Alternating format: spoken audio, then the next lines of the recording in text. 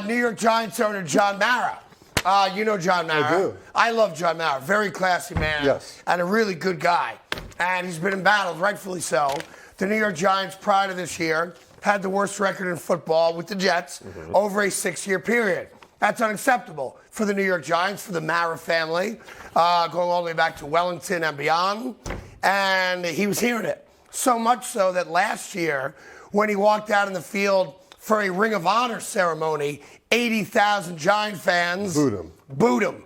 He'd never heard that before. Yes. Because the Giants are always a respectable franchise. Well, when you make the playoffs, when you make good decisions, when you win games, we are very simple people as fans. We turn right back around and we kiss your ass as quickly as we yelled at you. Look at this quote from John Mara.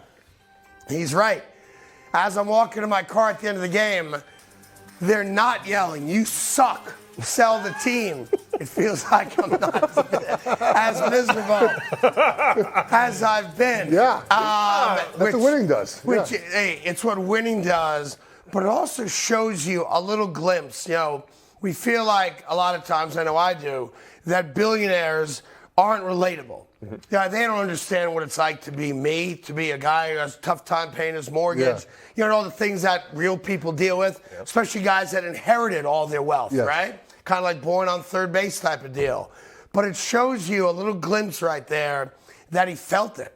That when Giant fans were ticked off, it meant something to him, and it resonated with him. It absolutely did, and it should. And I think finally they made the decision in the offseason to hire general manager and head coach that were not related to the Giants at all. I think for a long time they went with Giants guys, which is fine, and that worked for a long period of time, but it was very clear that you need to hire someone, and Joe Shane, and he hired Brian Dable, that were not part of the Giants system. Well, the George Young tree, right? It was George Young, Ernie Accorsi, Jerry Reese, Dave Gettleman.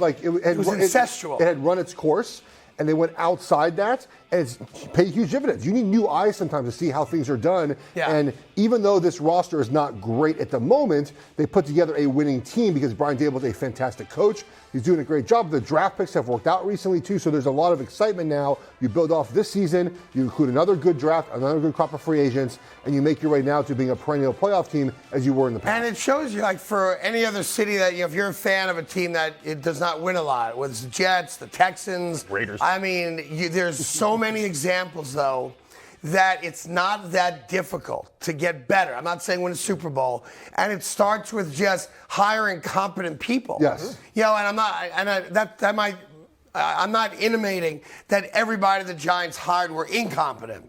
But when you hire competent people and you allow them to do their job, you can get results very quickly. So whether you're Carolina, whether you're Houston, you're seeing it right now in Jacksonville with Doug Peterson. Yes. You know, you're seeing it in certain cities, and the recipe for success, again, no guarantee of a Super Bowl, but the recipe to get out of the doldrums of 6 straight years without being in the playoffs. The New York Jets now 12 consecutive years not in the postseason, which is now the longest running streak in the NFL. Hire competent people, you can turn it around. And you have to hire people, I think, outside of what the structure that you might think works sometimes. You have to be able to adapt and kind of mold the way you think in the NFL, really in all walks of life, but in the NFL specifically, like the organizations are able to do that the best, right? Think outside the box. Okay, how do we improve this year? How do we do this? How do we do that? Maybe the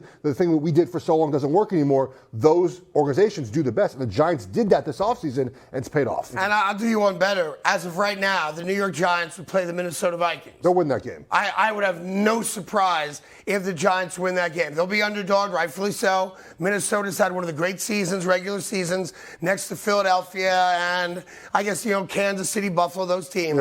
But the Minnesota Vikings are not a great team. The Minnesota Vikings don't blow anybody out. And the Giants' forte, although they did lose to Minnesota in a very close game on a 61-yard field goal, as time expired by Greg Joseph, the New York Giants will go into Minnesota, assuming, you know, it stays the same, with a lot of confidence and probably the healthiest they've been the entire year because they don't have to play this Sunday. Now, they're going to play the Eagles. There's going to be guys wearing the Giant jersey. Saquon ain't going to play. Danny Jones ain't going to play. You know, certain guys on defense are going to get some rest, and they're going to go into Minnesota if they play them. And I would not be surprised if the New York Giants pull off that upset. Absolutely not. They are so well coached. They play a brand of football that translates week in and week out. And you can tell they're young players, too. This is a sign of a good coaching staff, right?